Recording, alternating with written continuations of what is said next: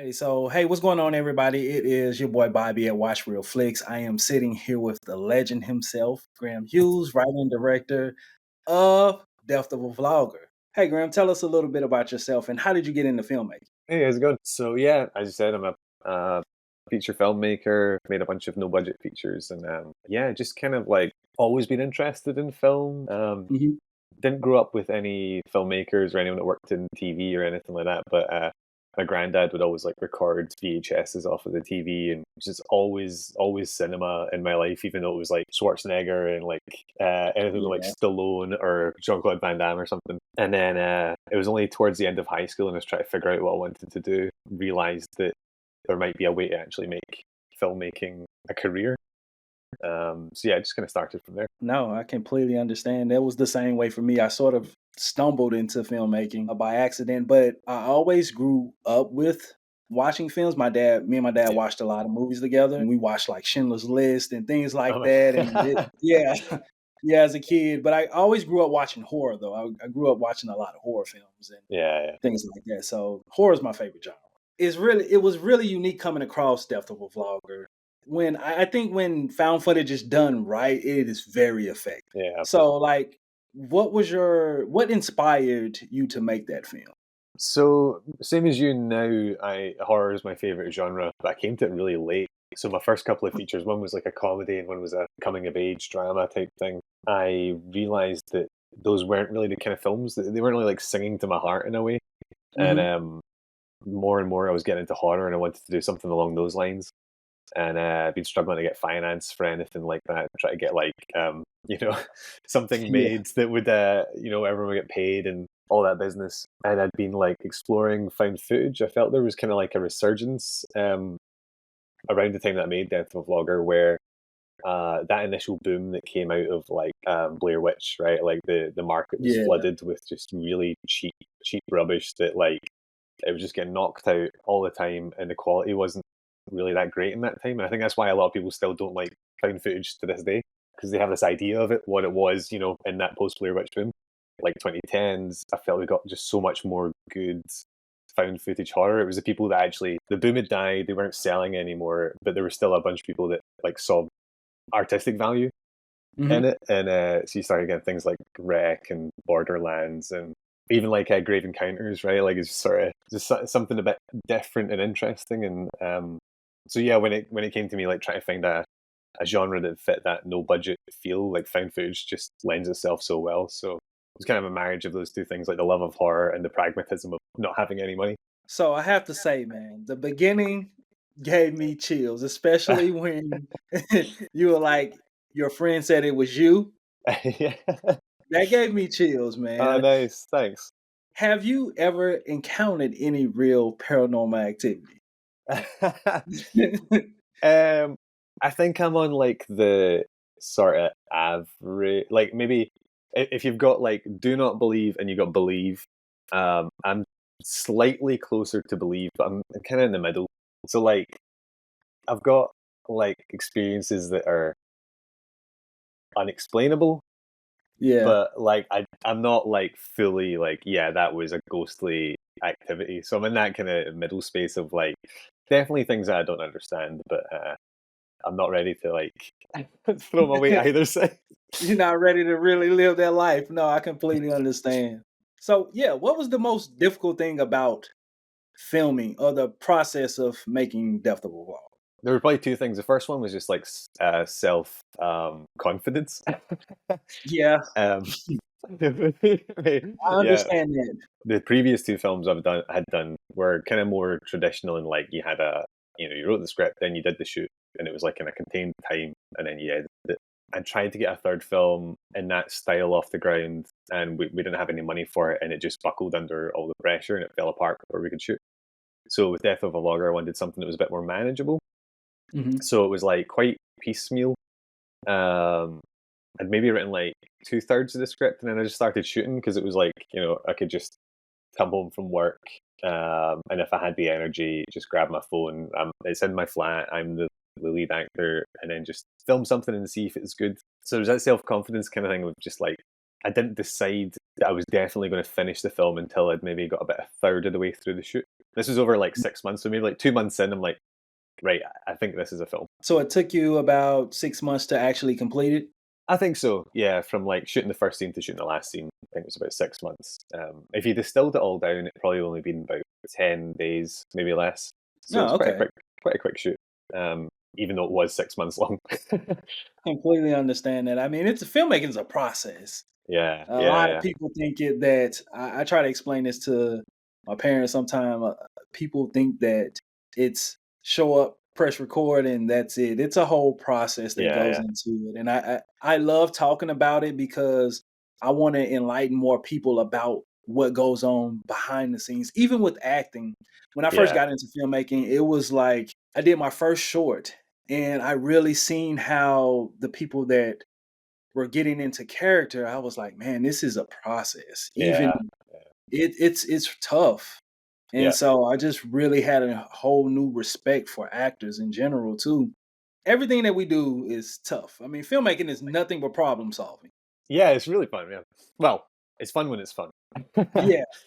But it's like everything just does take so much time. It always makes me think of this Futurama joke where like Fry has to write this like episode of TV, and then they all meet to perform it, and it only lasts for 2 minutes, and they're like, "What the fuck? Like, we need to cover an hour." And he's like, "Well, it took an hour to write. I thought it would take an hour to read."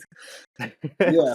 And it's like that, like all of this for just like 90 minutes, and it's like years of effort to Yeah. get 90 minutes of footage. The whole process. Even Yeah. from writing the script and then going into production and filming, you're trying to go off the script and then you may get to a location and now you may have to switch things up. And you never see that in the end product. I've got a friend who's a filmmaker, and I think he's like genuinely cursed that every shoot he does, and I trust the guy, and like he just talks about the things that went wrong, and they're all completely out of his control.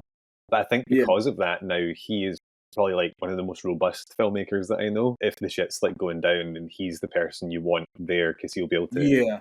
come up with the solutions to fix the problem. That's a good I'm glad you mentioned that. That is really good to have somebody who has had that experience of running across a lot of problems. So I had a short film. My first short film was Fallen Shadows, and I went to scout the location. They gave me it was at an old rundown motel, and they was like, "Hey, yeah, you can shoot here." Come the day of the shoot, they were like, "No, you can't use this room." Mind you, nobody was in this room. Oh my They god! was like, "You can't use this room," and I had my whole shot list was based on this room, Oh no! and so I had to use another room and just think of stuff on the fly. Oh man! But at least you had the location then, just a completely different one. Shit, it could have been a lot worse. They could have said, "No, you can't do this at Yeah, all," and yeah, yeah, that would yeah. have been a whole 'nother problem. Man, it's intense. I actually hate shooting. Is my least favorite part of I can see. filmmaking. I like Yeah, to write and I like to edit, and then that bit in the middle is just annoying, like yeah. stress times. The editing, I grew a passion for it at first, and then Yeah. it just became so tedious and Oh man, tedious and I think that's a beautiful thing about cinema, though, is we're both directors, but we both are going to approach not just the stories that we're telling, but like we're going to approach the form differently from the bits that like the stuff yeah. I shoot isn't particularly like beautiful to look at, but that's not an interest of mine. But other directors, that is like almost their primary interest is making something beautiful. So I love beautiful films, but I'm like you. I love a good story too because you yeah, can yeah, have a beautiful film with no story, and it's like the story is yeah, the meat. I mean, you can have a not so good looking film, but yeah. have a great story, and it still is impactful. Yeah, I think that was one of the other reasons that kind of drew me to make Death of a Vlogger is have you seen The Dirties by Matt Johnson? No, I haven't. I don't think I've seen that one. So he's like a Canadian filmmaker, and he made like a no budget film, The Dirties, and a real kind of like connection moment for me, like seeing that all the no budget features I'd made previous, I was trying to make them look, like Good. slick and have like look like they had production value, and you're always like straining against that restriction. And when I watched The Dirties, it's a found footage film. It's not a horror, but it's like it's a comedy about school shootings. It's like intentionally Oh, aggressive, but the story was incredible. But it looked like it cost what it cost. hmm Like they weren't trying to fool you into thinking they had more budget. They were like, no, this is our budget, and that's the aesthetic, and like you either like the story or you don't. And that was like a real like clarifying moment for me. I was like, oh wait, yeah, like I don't need to make my stuff look like everyone Yeah. else's. Like it can just fit the tools that I have to hand. Yeah, that was a big problem of mine, to be honest, when I first got into filmmaking. I had huge ideas. Yeah, yeah, And I was thinking, and I had no knowledge of budgets and things like that. So I had these huge ideas, and I would work with people who didn't have the budget to pull these things off. And I yeah, would just be so frustrated, like, yeah, why can't yeah, we do this? Why can't we do that? I've grown so much. I am a sucker for simplicity. yeah. It's a film called You'll Never Find Me. I'm not sure if you've seen it, but it's one location. Oh, yeah. I've been meaning to watch that. Yeah. Yeah, it's one location, two actors, and it's just very atmospheric. And I mean, it's a very beautiful film. What is one of your most memorable moments about making Death of a Vlog? I really liked all of like the urban exploring that we did Hmm. for it. Yeah, like I hadn't really done it since I was a kid, where you just be out walking in the woods and then find this like Yeah, abandoned building, and there's always this like kind of thrill of doing that. Like at that age, you feel kind of it's like almost a taboo that if your parents found you in an abandoned building, they would be mad. So like yeah, so it was like really liberating being an adult and then like going and scouting these locations. And it's still like it was still kind of illicit because I wasn't like contacting any of the local councils or anything, and like you're trying to find ways to break in as well and finding gaps in fence. And it really took me back to like that childhood sort of like we're like yeah. Should we the, be doing this? yeah, totally. And then I got to kind of like relive that through the actors as well. So I would go and scout the locations, make sure there was a way to get through the fence or whatever. Then I have the confidence, like, I know what we're doing. And bringing the actors to it and seeing them having the exact same reaction I did of like, is this okay? Like, and getting that Yeah, excitement. Graham, do you have any permits to be Yeah. here? I mean, I was completely upfront. I was like, no, we don't. But, but yeah, it was a fun time. And then just getting to explore those places and looking for like good spaces within the buildings that had like nice textures and just going That's down old awesome. hallways and things. Yeah, it was really fun. Are you currently working on any new projects or? Yeah, so since Death of a Vlogger, I've made another found footage Mhm. sci-fi horror this time. It's called Hostile Dimensions. Yeah, we're just finishing up our festival circuit. We played in Saskatoon yesterday in Oh, Canada, but that might be our last. And then we're getting a release in August. It'll be like a small theatrical in the US. I mean, when I say small, I think right now they've booked like 7 theaters. So really? That's really good.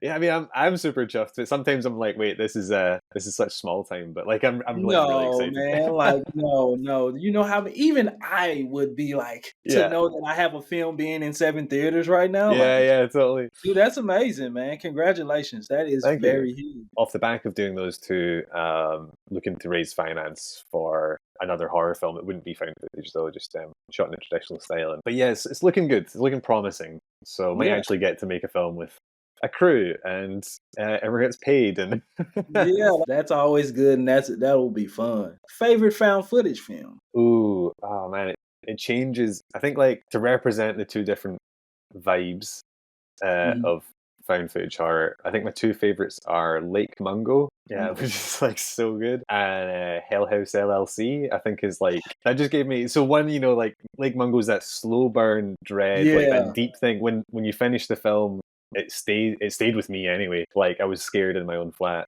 and then Hell House LLC is just like a great roller coaster of just like good jump scares. And as soon as you finish the film, I'm not scared anymore. Hell But House like LLC was creepy. yeah. What's yours? I had stopped watching found footage for a while, so Yeah, I would say that Hell House LLC would be my favorite. And then I came across yours, and I yeah. was like, "Holy crap! Like this was actually good." And Thanks. yeah, no, like seriously, like I said, when it's done right and Mm, it feels believable, yeah, it's that's where you know you hit the sweet spot. Like I said, the beginning hooked me in. I mean, it was like the pictures and you can see and you start to question, like, dang, is this really going on? It's real? yeah. When it blurs the lines between reality, you're on point. It's like Oh, the thanks, Blackwell man. Ghost. I don't know if you've seen that whole series. Yeah, that's great. I've only seen the first one, but yeah, I love that. That Yeah. one, I would say that would probably be number 2 Ah, because cool. it feels real. That feels really, really. When I watched that, I felt ashamed of my own film. You know, I was like this guy just felt No, yours was really like. I believed that there were times watching the Blackwell Ghost when I was like, "Is this just this guy?" Like, this feels. It almost. I think it fooled me a few times, or maybe doubt. yeah, I mean, he's getting in a plane and flying, and I'm like, dude, like, it got to a point where I was starting to question, is this a real documentary or what? Yeah, Because yeah. this feels a little bit too real. So good though. Have you ever Yeah, seen Savage Land? Savage Line. I don't think I've seen that one. It's like it's not particularly scary, but in terms of being believable, that is the closest I've come to really like the I watched it with my spouse and they like at one point I just started laughing. I was like, "Why are you laughing?" And they're like, "Oh, because in my head I was like, how could they do that to that guy?" And then I was like, "Oh wait, no, this isn't a documentary. This is this is all It's fake." But they yeah. just for like 1 second just fell completely under the spell that it was like this actually happened. But yeah, I really recommend that one. It's great. Okay, yeah, I'll definitely put that on my list. I like to think a little deeper when it comes to films. So was Death of a Vlogger more so a metaphor for how people treat social media? Yeah, there's a lot of that in there. I was influenced by like a lot of the kind of politics and things that were kind of prevalent at the time. And the main thing that I was really trying to talk about is how we're kind of in a post-truth society. I Yeah, believe, like, no matter what side of the political spectrum you come from, everything is under scrutiny. Everyone lies, and the lies aren't called out. So it's not just as simple as like, the fear of deepfakes, because it's like, well, we don't really even need deepfakes. They just lie to us anyway, and nothing changes like that. So it was more about that. Try like that's why it ends in an ambiguous, point, because it feels like all news is ambiguous now. That you can't just read a headline and go, yeah. you have to read the headline and then you have to like research it yourself and see if there's like other factors at play. So that's like kind of that was my main worry. I'm one of them people that I like to dissect films and stuff like that. Mm, And that was one of the cues that I was catching on the deeper I got into it. I was like, this is a correlation of how people really treat social media. yeah, And ultimately, some people, it leads to their demise. And yeah, yeah, yeah, it's a sad world that, we're trying to keep up with something that isn't even real. I really connected with Death of a Vlogger. It was just the simple fact it was good, but it also had a very important message. If you really take time to think about it, it's a very important message behind yeah. Like you'll know personally as well because you're a vlogger and you're growing a channel. And I was in a position similar to that before I made the film as well, making a lot of content for online. And it's really tough, keeping up the schedule, filming everything. And then on top of that, when a video gets a lot of like views or traction and it gives you this really great sense, like this really good feeling. And then when you post a video and it doesnn't get good traction, you start like asking yourself, why was that? You start blaming yourself and then it. Yep. trying to like figure out how to reach people. And it's just like, yeah, there's a lot of pressure on being a vlogger. It's so much pressure trying to keep up. That's how I was at first when I approached doing movie reviews. I was like, man, this is not doing this is not doing that. And then I said, hold up, let me just approach this like filmmaking. Let me do this because I actually want to and I love to. Yeah, From that point, it became fun for me. It wasn't yeah, about the views anymore, although that's a plus. I mean, we all yeah, yeah, want some totally, recognition, and yeah, yeah. I think when you genuinely do it, it takes a little bit of pressure off from having to keep up with everybody else. I think so too. I think it's important as well. I found that vlogging, or I'd make a lot of sketches and things like that previously, and the best stuff and the best engagement always came out of something that I would just sort of throw away almost, because I was like, oh, I find this funny. Other people probably won't, but like I've got it. Kind of gets into your brain like, oh, I need to make this. You make the wee thing, put it out, and those are the ones that tend to do better. And obviously, there's like channels who will follow the rules of engagement, like with specified thumbnails and Yeah, length, and like upload twice a day, and that does work in a sense, like follows in the algorithm. But if you also just kind of like make something that you are proud of and interested in, then that connects to people as well. Like it comes through, and it makes a differentiation between content and art, I think. 100% agree with you on that.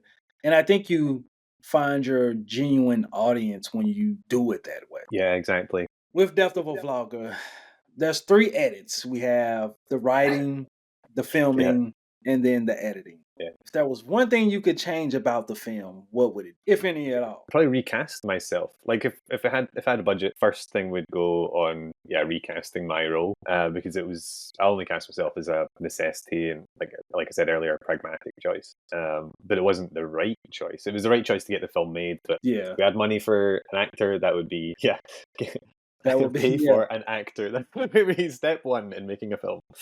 You have a bigger budget to make something you truly want. Yeah. That's golden. Let everybody know where they can find you and some upcoming things and stuff like that. For my sins, I'm still on Twitter, and that's basically the only kind of social media I really use. But if anything's going down, I'll be tweeting about it there. But otherwise, Hostile Dimensions is out in August in North America and the UK. Definitely keep me updated because anything you come out with, I definitely want to spread light on that. I always love spreading light to any filmmakers and things like that. So definitely keep me up to date. I appreciate you taking time out your day to have this conversation with me. It was very fun and enlightening just to get to know you a little bit and to hear your thoughts on how you came up with Death. Thanks, man. Yeah, really appreciate you having me on. And did you believe him? I do now.